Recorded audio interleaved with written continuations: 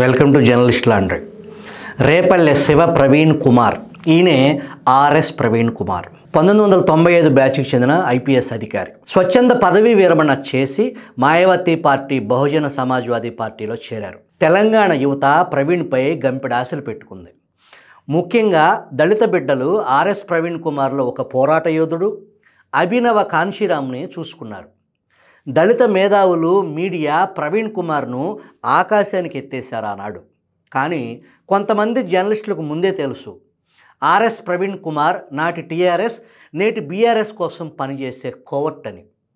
బహుజన సమాజ్వాదీ పార్టీని అడ్డం పెట్టుకుని పెద్ద ఎత్తున ప్రచారం పొంది బీఎస్పీని వంచి తనని నమ్ముకున్న కేడర్ను నట్టేట ముంచిన ప్రవీణ్ కుమార్ ముందస్తు పథక కుట్ర రాజకీయాల్లో భాగంగా ముసుగు తీసి తన పొలిటికల్ గాడ్ ఫాదర్ తెలంగాణ దొర కేసీఆర్ పంచెన చేరిన దళిత వంచకుడు, తెలంగాణ ద్రోహి ఆర్ఎస్ ప్రవీణ్ అని అప్పట్లో పెద్ద ఎత్తున విమర్శలు వచ్చాయి. ఉమ్మడి ఆంధ్రప్రదేశ్లో మాజీ మంత్రి పరిటాల రవి దారుణ హత్య సమయంలో అనంతపురం ఎస్పీగా విధులు నిర్వహిస్తున్నారు. రవి హత్యపై నాడు ప్రవీణ్పై పలు విమర్శలు వెల్లువెత్తాయి. నాటి నుంచి జగన్ రెడ్డితో ప్రవీణ్ కుమార్ టచ్లో ఉన్నారు అనేది బహిరంగ రహస్యం అనేది కొంతమంది విమర్శ. రెండు తెలుగు రాష్ట్రాల్లో వైఎస్ జగన్మోహన్ రెడ్డి వాసనలు ఆర్ఎస్ ప్రవీణ్ లాంటి వాళ్ళ రూపంలో గతంలో స్లీపర్ సెల్స్ లాగా జగన్ కోసం పనిచేసిన వారు ఇప్పుడు చేస్తున్నవారు. అందున ప్రవీణ్ లాంటి వాళ్ళకి నాయకుడు కేసీఆర్, కేటీఆర్. సంస్కారహీనులకు ప్రతిరూపాలు కేసీఆర్, కేటీఆర్. అటువంటి వారి అడుగుజాడల్లో నడిచే ప్రవీణ్ నుంచి మనం సంస్కారం ఆశించడం అత్యాశ అవుతుంది అనేది కొంతమంది వాదన. బిఎస్సి ఫుడ్ అండ్ న్యూట్రిషన్ లో university first rank, second rank, third rank. Sun International, Visakhapatnam, Hyderabad. Andhra Pradesh DGP 16 మంది అధికారులపై ఒక మెమో జారీ చేశారు.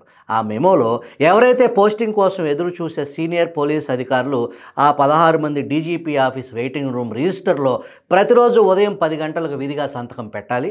ఆఫీస్ నుంచి వెళ్ళేటప్పుడు కూడా విధిగా సంతకం పెట్టాలి. ఇది ఏపీ డీజీపీ ద్వారకా తిరుమలరావు విడుదల చేసిన ఉత్తర్వులు.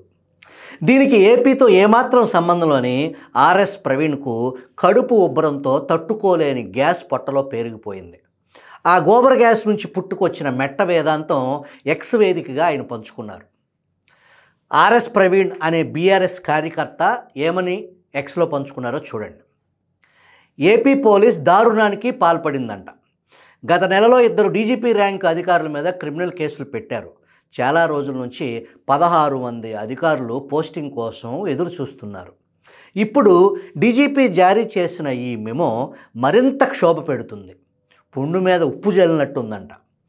ఈ 16 మంది పోలీసు అధికారులను ఉదయం నుంచి సాయంత్రం వరకు వెయిటింగ్ రూమ్లో నిర్బంధించాలని అక్కడి ప్రభుత్వం చూస్తుందట.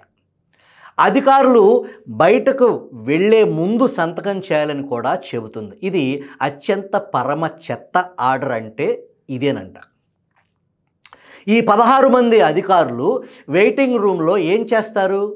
ఏదైనా అత్యవసర పనికి పిలుస్తారేమో అని ఎదురు చూడాలా, లేక సొల్లు కబుర్లు చెప్పుకుంటూ కూర్చోవాలా, లేక ధ్యానం చేయాలా, లేదా ఒకరిని ఒకరు వాటేసుకుని రోధించాలా? స్టోన్ఫోర్డ్ శైలిలో సైకాలజీ ప్రయోగానికి గినియా పిగ్స్ లాగా వీళ్ళని వాడుకుంటారా? ఈ 16 మందికి పోస్టింగ్ వచ్చిన తరువాత వెయిటింగ్ పీరియడ్ జీతం ఎలాగూ వస్తుంది. మరి ఇది ప్రజాధనాన్ని వృధా చేయటం కాదా? ఈ సీనియర్ పోలీస్ అధికారులను రూమ్లో నిర్బంధించటం ఏంటి? వారు ప్రజల కోసం పనిచేయడానికి సిద్ధంగా ఉన్న సమర్థవంతమైన అధికారులను గ్యాస్ ఛాంబర్లో బంధించాలనుకోవటం దారుణం. గ్యాస్ ఛాంబర్ అంటే హిట్లర్ సమయంలో కాన్సన్ట్రేషన్ క్యాంపుగా పాలకుల చేతుల్లో ఇప్పుడు ఈ వెయిటింగ్ రూము మారిందా అన్నట్లు అన్నమాట. అధికారంలో ఉన్నవారిని సంతృప్తిపరచడానికి సీనియర్ అధికారులను నిర్బంధించడం కాన్సన్ట్రేషన్ క్యాంపులో ఉంచినట్లుగా ఉంది అని ఆయన అన్నారు. ఉమ్మడి ఆంధ్రప్రదేశ్లో కూడా ఇటువంటి దారుణాన్ని అంతకు ముందు ఎన్నడూ చూడలేదు. మేము మా సర్వీస్లో హోంగార్డులపై కూడా ఇలా చేయలేదు. అంటే హోంగార్డులు మనుషులు కదా? ఈ సీనియర్ ఐఏఎస్ అధికారులు కొమ్ములు ఉన్నాయా? గొంతులేని వ్యక్తుల వైపే అన్యాయం మొగ్గు చూపుతుంది. ఇది చాలా దురదృష్టకరం. ఇది ఆర్ఎస్ ప్రవీణ్ వేదన. 5 సంవత్సరాల జగన్మోహన్ రెడ్డి విధ్వంసకర పాలనా పరిస్థితులపై, ఆనాటి అధికారుల వేధింపులపై నోరు విప్పని ఈ ఆర్ఎస్ ప్రవీణ్ ఇప్పుడు ఎందుకు మాట్లాడుతున్నాడు? ఎవరి ప్రయోజనాలు కాపాడటానికి ముసుగు తీసి విషం చిమ్మాలనుకుంటున్నాడు అని ఎక్స్లో ప్రవీణ్ కుమార్ నిజస్వరూపాన్ని నెటిజన్లు బయటపెడుతున్నారు.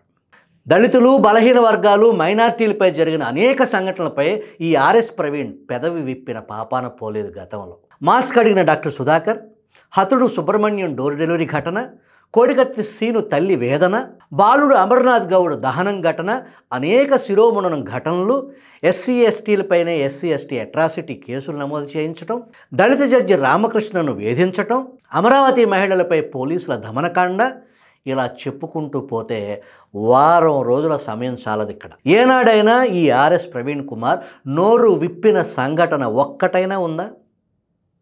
ఆంధ్రప్రదేశ్ డీజీపీ ఆఫీస్లో ఉన్న వెయిటింగ్ రూమ్ను గ్యాస్ ఛాంబర్ అని హిట్లర్ కాన్సన్ట్రేషన్ క్యాంపుతో పోలుస్తావా?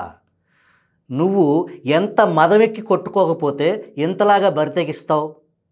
ఆంధ్రప్రదేశ్ డీజీపీ ఆఫీస్ని చులకన చేసి రాష్ట్రంలో కృత్రిమ అశాంతి పరిస్థితులు నెలకొల్పటానికి కారణమైన ప్రవీణ్ కుమార్ వ్యాఖ్యలను తీవ్రంగా పరిగణించి అతనిపై క్రిమినల్ కేసు నమోదు చేసి ఆంధ్రప్రదేశ్ తీసుకొచ్చి విచారిస్తే ప్రవీణ్ ముసుగులో దాక్కున్న దొంగలు బయటకు వస్తారని పలువురు భావిస్తున్నారు. కేసీఆర్ దొరకు భజన చేసే వ్యక్తుల నుంచి ఇంతకంటే ఏం ఆశిద్దాం mister RS Praveen Kumar. AP అధికారుల గురించి ఇక్కడి పాలకులు చూసుకుంటారు, నువ్వు నీది కడుక్కో. ఎవరి కాళ్ళు పట్టుకుంటే జైలు నుంచి కవిత బయటకు వస్తుందో కేసీఆర్కు సలహా ఇచ్చి ఆ పనిలో ఉండమని ఇంకో నెటిజన్ ప్రవీణ్ కుమార్కు హితవు పలికాడు.